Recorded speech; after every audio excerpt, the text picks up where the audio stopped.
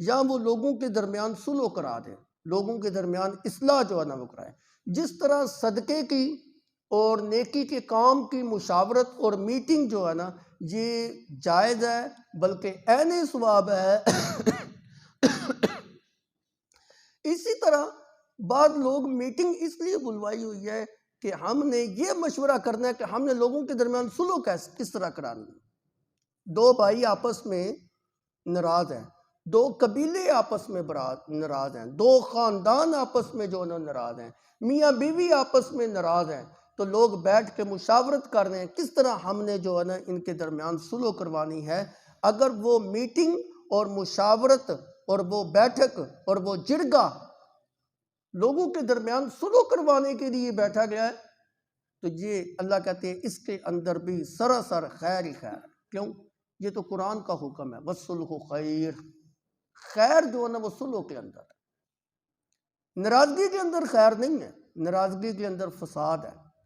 ناراضگی کے اندر اللہ کی، اگر آپس میں ناراض ہو گئی تو اللہ کی ناراضگی کا سبب جو ہے نا بنے گا، اور صلح کے اندر خیر ہی خیر ہے۔ اور دوسری جگہ پہ فرمایا وَأَصْلِحُوا ذَاتَ بَيْنِكُمْ، آپس میں ایک دوسرے کی صلح جو ہے نا کروا دیا کرو۔ اور ایک جگہ پہ فرمایا وَإِن طَائِفَتَانِ مِنَ الْمُؤْمِنِينَ اقْتَتَلُوا فَأَصْلِحُوا بَيْنَهُمَا، اگر تم میں سے دو طائفے، مسلمانوں کے دو طائفے آپس میں جو نا لڑیں، لڑائی کریں اور ان کے درمیان ناراضگی ہو جائے تو تمہیں چاہیے کہ ان کے درمیان جو نا صلح کروا دیں۔ اب دیکھیں دونوں طائفے ہیں مسلمانوں کے، آپس میں جو نا کسی وجہ سے ناراضگی ہو گئی، اختلاف تو ہو سکتا ہے نا جی، دو بھائیوں کے درمیان بھی ہو سکتا ہے، دو جماعتوں کے درمیان ہو سکتا ہے، دو خاندانوں کے درمیان ہو سکتا ہے، میاں بیوی کے درمیان ہو سکتا ہے، بھائی بھائی کے درمیان جو ہے نا اختلاف ہو سکتا ہے۔ اختلاف ہو جانا کوئی بڑی بات نہیں ہے، لہذا اختلاف کو مٹانا کس طرح ہے کہ دونوں کو قرآن پاک کے اوپر لے آؤ کہ او بھائی ہم اللہ کی کتاب کے اوپر صلح کر لیتے ہیں، جس کی بات قرآن کے عین مطابق ہے اس کی بات کو ترجیح دیتے ہوئے دوسرا بندہ اپنی ضد کو چھوڑے اور اللہ کی کتاب کے اوپر جو ہے نا آ جائے اور صلح کرا۔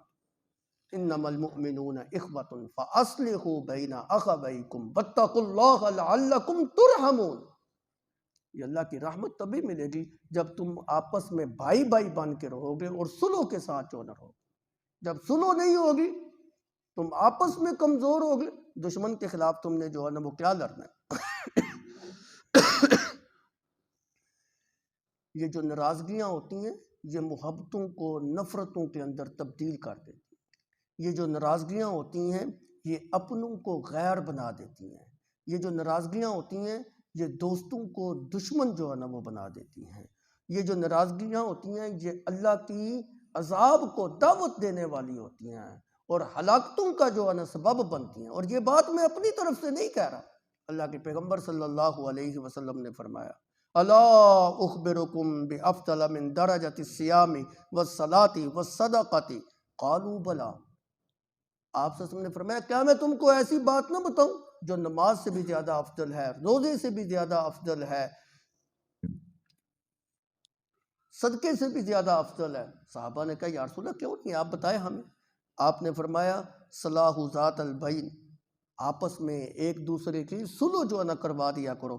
فإن فساد ذات البین ہی الحالکہ، یہ آپس کی جو نفرتیں ہوتی ہیں نا یہ مونڈ کے رکھ دینے والی ہوتی ہیں۔ مونڈ نہ سمجھتے ہیں، کوئی بندہ اپنے سر کے سارے بال منڈوا دے، ٹنڈ کروا دے، ٹنڈ کروا دے، تو ٹنڈ جب کروائی جاتی بال سارے مونڈ کتنے۔ تو یہاں سے مراد یہ نہیں ہے کہ تم آپس میں اگر نفرتوں کا شکار ہوگے تو تمہارے بال مونڈ جائیں گے، نہ، یہاں بال مونڈنے مراد نہیں ہے، یہاں دین مونڈنا مراد ہے۔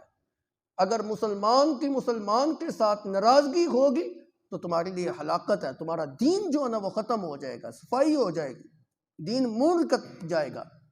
اس لیے آپس کے درمیان جو ہے نا وہ صلح جو ہے نا رکھا کرو۔ اور یاد رکھیں صلح کرانے کے اندر بھی شریعت نے یہاں تک جو ہے نا رخصت دی ہے، اگر کوئی کسی بندے کو صلح کرانے کے اندر جھوٹ سے بھی کام لینا پڑے نا تو شریعت کہتی ہے اس جگہ کے اوپر جھوٹ بولنے کی بھی اس کو اجازت ہے۔ عام حالات میں جھوٹ بولنے کی اجازت نہیں ہے، شریعت کہتی ہے کہ جھوٹے کے اوپر اللہ کی لعنت ہے، لیکن اس جگہ کے اوپر اللہ کے پیغمبر صلی اللہ علیہ وسلم نے فرمایا 3 جگہ ایسی ہیں جہاں پہ جھوٹ بولنے کی اجازت ہے۔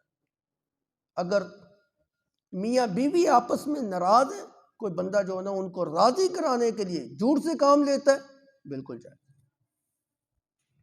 سلو کرانے کے لیے جو ہے نا دو جماعتوں کی سلو کرانے کے لیے، دو افراد کی، ان لوگوں کی سلو کرانے کے لیے اگر کوئی بندہ جھوٹ سے کام لیتا ہے، بالکل جائز ہے۔ لڑائی کو ختم کرنے کے لیے اگر کوئی بندہ تھوڑا سا جھوٹ بول لیتا ہے، بالکل جائز ہے۔ تو آپ صلی اللہ علیہ وسلم نے فرمایا کہ ان 3 مقامات کو چھوڑ کر کسی اور جگہ کے اوپر جھوٹ بولنے کی اجازت نہیں ہے۔ تو ان 3 جگہوں کے اوپر جھوٹ بولنے کی بھی شریعت نے اجازت دی ہے۔ تم آپس میں مضبوط ہو گئے، متحد ہو گئے، تمہارے صفوں کے اندر اتفاق ہوگا، اتحاد ہوگا، دشمن کی کیا مجال ہے تمہیں جو تمہاری طرف